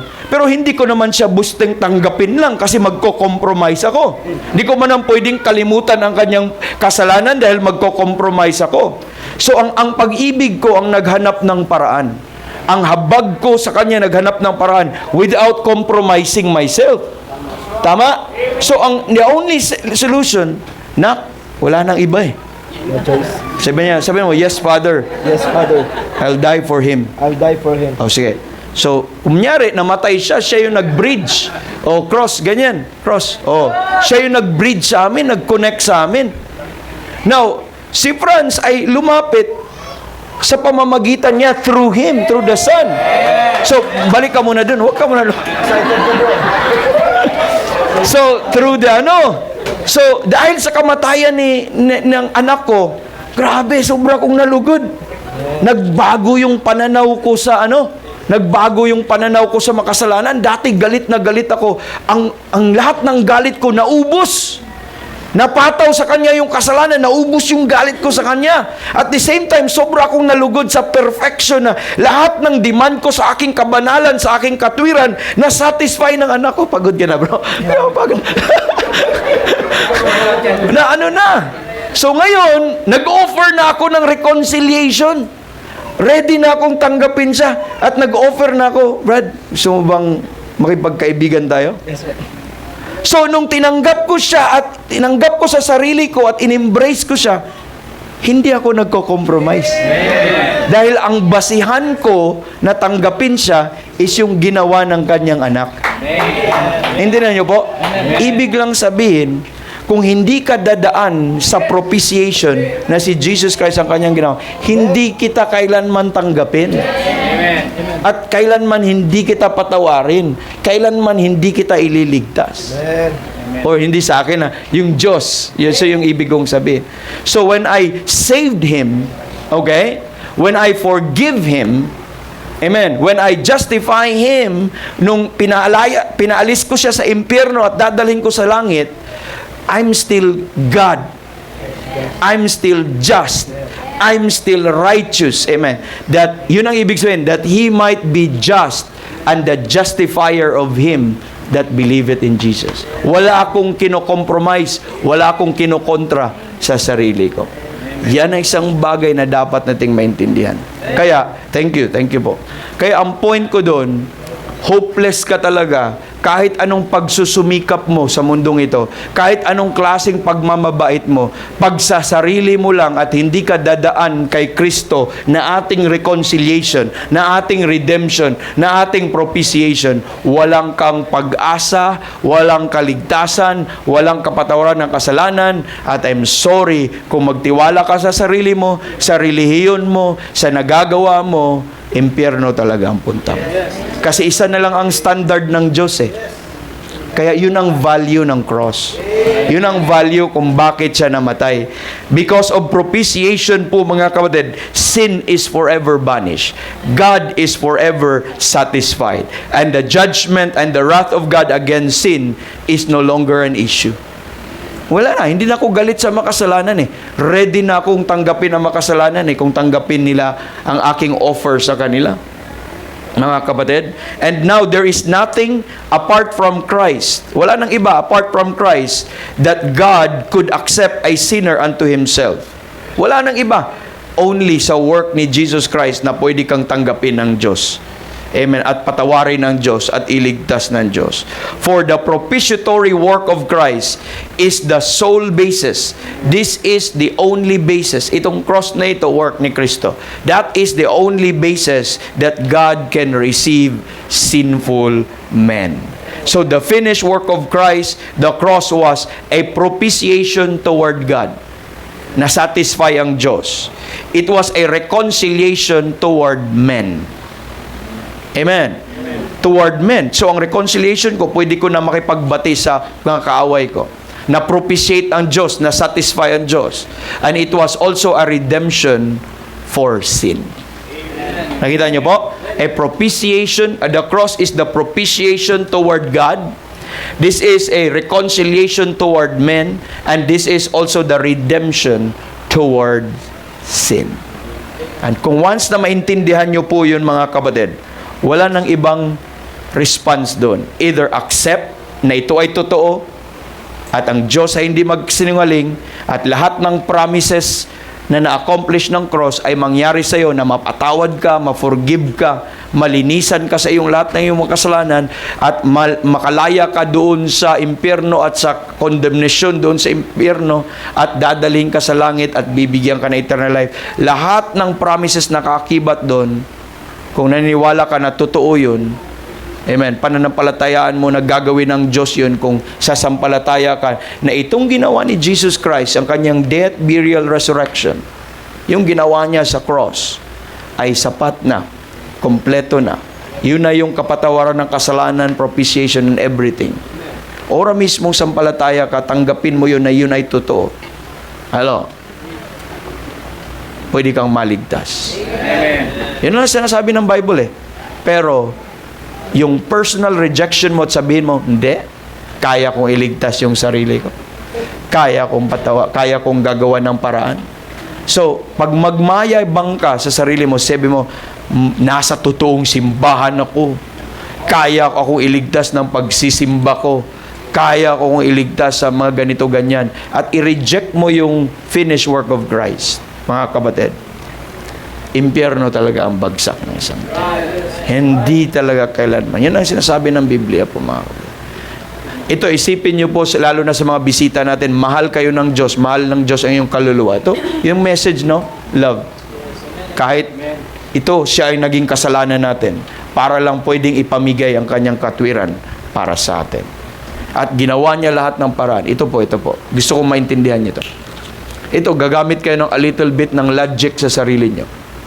Kung may sinumang kakayanan na simbahan, na tao, na personalidad sa mundong ito na kayang magligtas o iligtas ang kanyang sarili, kahit sino, kung meron man, kung posible man na kaya nating iligtas ang ating sarili.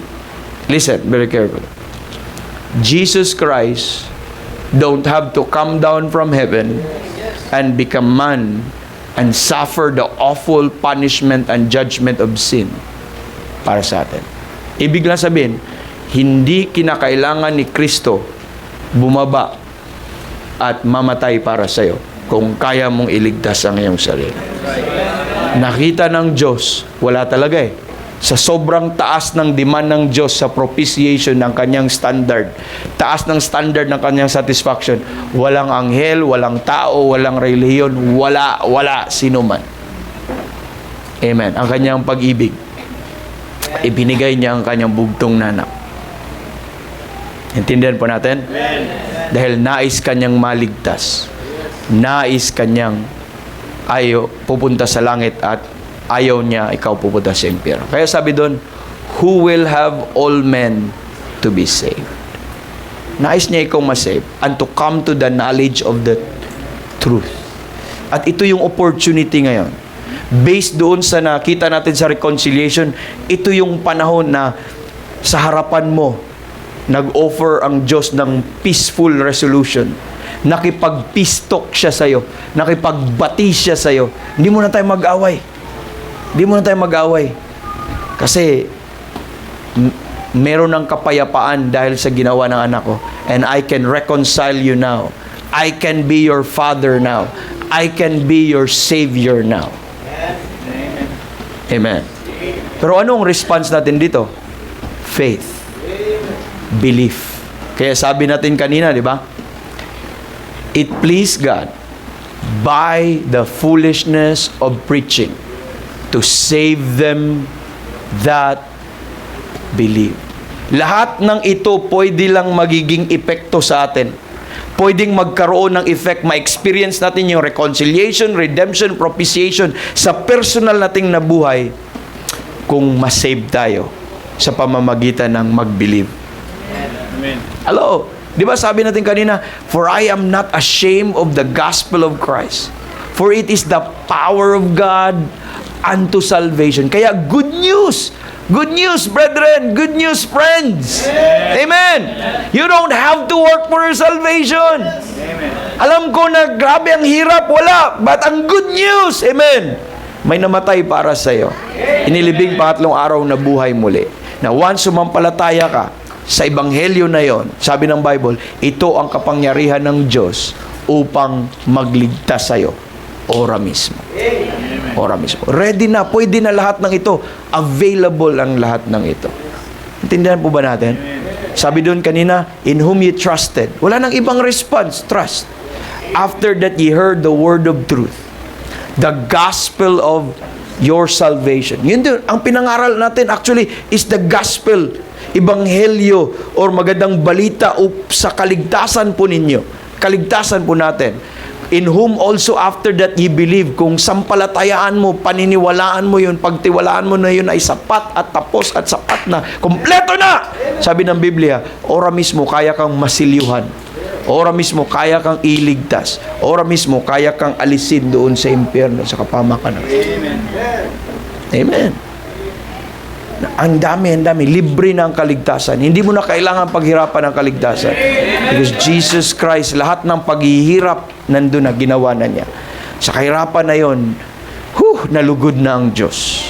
At tinanggap ng Diyos ang kanyang sacrifice. At wala nang hahanapin ng Diyos na sakripisyo, kundi yung sakripisyo lamang ni Kristo.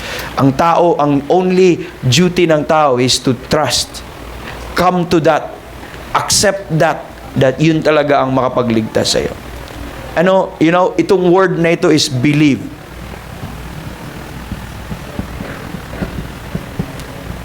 And I would like you to understand that represents the sinner can do. Okay? I'll say that word believe represent all the sinner can do. And that represent all the sinner must do. Amen. To be saved. Sabi doon, for Christ is the end of the law for righteousness to everyone that believeth. Ano yung righteousness? Ipataw sa'yo kung sumampalataya ka. Sabi sa Romans 3:22, sabi niya, sabi doon, the righteousness of God which is by the faith of Jesus Christ, sabi doon, unto all and upon all them that believe. Simpleng John 3:16 lang, knowing this, whosoever believeth on Him should not perish, but have everlasting life. So, ibig sabihin, yung kaligtasan mo o kapahamakan mo hanged on this word, believe. So, yung isa na dapat mong tandaan, kung ang response mo ay unbelief, yun ang kasalanan na magdadala sa iyo sa impyerno. So, kung personal acceptance by believing is that saves, therefore, personal rejection or unbelief, that would also damn you to hell. Kaya sabi ng Bible, he that believeth not, John 3:18, he that believeth not, unbelief, is condemned already. Sabi ng Bible, he that believeth not is damned. Are you listening? Sabi ng Bible, he that believeth not shall perish. So ang punto, ito gusto kong maintindihan nyo to. Walang pumunta sa impyerno ngayon dahil siya ay magnanakaw, dahil siya ay sinungaling, dahil siya ay lasinggero, dahil siya ay gumagawa ng mga kasalanan, Walang pumunta sa impyerno dahil sa personal sins na ginagawa ng tao ngayon. Bakit? Kasi lahat ng sins and personal sins na ginawa natin or sin na inherit natin kay Adan, pinasanin ni Kristo doon sa cross ng Kalbaryo. Walang pumunta sa impyerno dahil sa kasalanan which Christ hath borne. Please understand that. Alam nyo kung bakit pumunta ang tao sa impyerno ngayon? Nasolusyonan na yung kasalanan niya eh. May namatay na bayad sa kanyang kasalanan eh. Alam mo kung bakit ka pupunta sa impyerno today? It's because you have rejected, okay, your only hope and remedy to be saved. Because you have personally inayawan mo. Ayaw ko niyan. Mas totoo ang relihiyon ko. Mas kaya kong buhatin ng mabubuting gawa ko. Saka na yan, bukas na yan. Pumunta ka sa impyerno is because, sabi mo, di ako maniwala dyan. Kalokohan. Di ba? Sabi doon, to them that perish, foolishness. But to them which are saved, it is the power of God. Listen, nagkikinig po kayo ngayon, ito talaga ang kapangyarihan ng Diyos. Gusto mong masave ngayon? Gusto mong mapatawad ang iyong kasalanan? Gusto mong pumunta sa langit? Gusto mong magkaroon ng buhay na walang hanggan? Gusto mong ng kaligtasan na hindi kailanman mawawala? Ang kapangyarihan ng Diyos para bigyan ka niyan ay nandito na. Ibinigay na lahat, ginawa na lahat ng Diyos. It's just a matter is, will you believe Him? Will you trust that His death, burial, resurrection ay sufficient to save? Is powerful to save and it's complete. And your personal acceptance with that ay ma-experience mo yung mga bagay na. But go ahead, deny it. Go ahead, reject it. I'll tell you po mga kapatid, you're condemned already. Hindi na pwede nating palamutiin do. Impyerno talagang punta mo. Pero ora mismo, ngayon, pwede ka din langit ang punta mo. Yun lang ang appeal natin. The choice is yours. Believe or unbelief. Nandun na lahat. Kung unbelief kasi, kung ito yung response mo, parang ang thinking mo, as if tinanggap mo lahat ng kaparusahan ng kasalanan mo, as though walang Savior na namatay para sa'yo. Lahat ng crimes, lahat ng parang sabi na, okay, willing ako, as though walang namatay para sa'yo. So, ganun kamangmang ang isang tao na i-refuse o i-reject ang offer ng Panginoon sa kanya sa kaligtasan. Dinala kayo dito dahil mahal kayo ng nagdala nyo. Dahil nais nila na mapakinggan nyo ang preaching of the cross. At mahal kayo ng simbahan na ito. Dahil kaya nag-dedicate talaga tayo ng umaga para lang marinig ninyo ang kaligtasan ng inyong kaluluwa. Huwag niyong sayangin yung effort na yan. It's just, ang belief is, tinanggap nyo, iniisip nyo sa isipan nyo na, oo nga, totoo nga, oo nga, tama nga, sabi ng Biblia. Tapos, pinasok nyo sa puso mo, pinaniwalaan nyo, ito sa buong puso nyo. You agree to what God says, sabi ng kanyang salita. At mayroon kang personal trust, personal belief sa puso mo that what Christ had provided for me, what Christ has done for me, husto na, sakto na, sufficient na, tama na, wala ko idagdag, wala akong bawas, tama lahat ito upang sa kaililigtas ko. At kung may personal trust ka, at iniwan mo yung unbelief mo at ngayon, akala mo dati itong makapagligtas, ngayon, yan lang pala ang kaligtasan, sabi ng Biblia. Ora mismo, maliligtas ka. Yan ang sabi. Wala nang chichiburitchi. Ang tawag dyan sa Biblia ay simplicity that is in Christ Jesus. Straightforward. No complication. No addition. But the challenge this morning is, will you? Will you believe?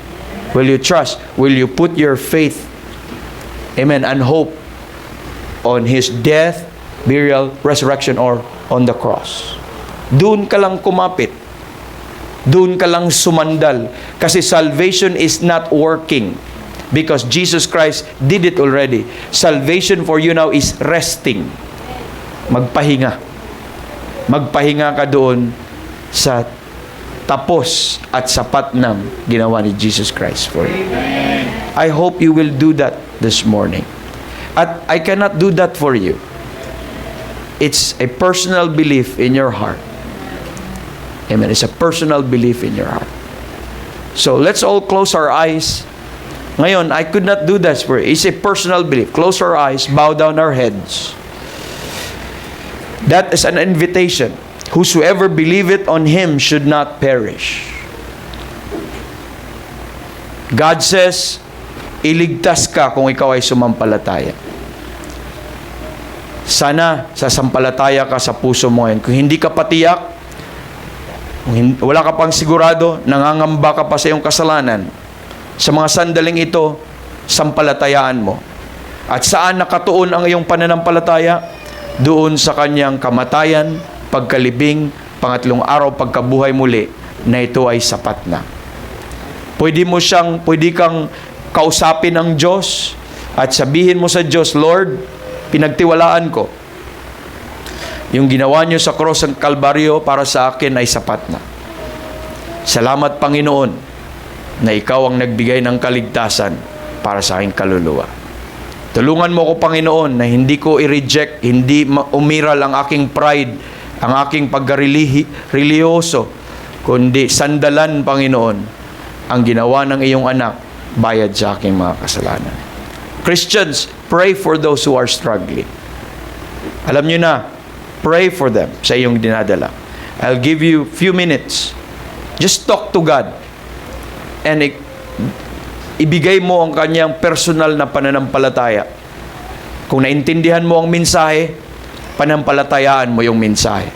Panampalatayaan mo si Kristo at ang kanyang ginawa para sa iyo ngayong umaga. Kasi hindi pwede kong gagawin para sa iyo. It's a personal choice. It's a personal faith na ikaw lang nakakalam. Right. Salamat, Lord, dahil ikaw po ang nangusap sa amin sa pamamagitan ng inyong mensahe. Lord, wala po akong kakayanan bilang preacher na magligtas. Lord, ang inyong mga tao at mga tao ngayon nandito, alam kong nakipag-usap sila sa iyo, Lord, pero sana, Panginoon, palambutin mo ang kanilang mga puso. Sana, Lord, they will personally put their faith doon sa finished work of Christ sa umagang ito. Lord, hindi kami result-oriented. Pero Lord, nagbigay lang kami ng opportunity sa bawat isa na sumampalataya, Panginoon, lalong-lalo na hindi pa sa nakatiyak sa kaligtasan nila. Tulungan mo sila sa mga struggles nila sa mga sandaling ito. Sana, Panginoon, naging malinaw ang mensahe sa kanila. Kung hindi pa malinaw, Lord, please, Lord, bigyan niyo po ulit sila ng opportunity na mapakinggan pa, and this time maging malinaw sa kanila upang magkaroon sila ng sufficienting grounds, Lord, para ilagay nila ang kanilang pananampalataya.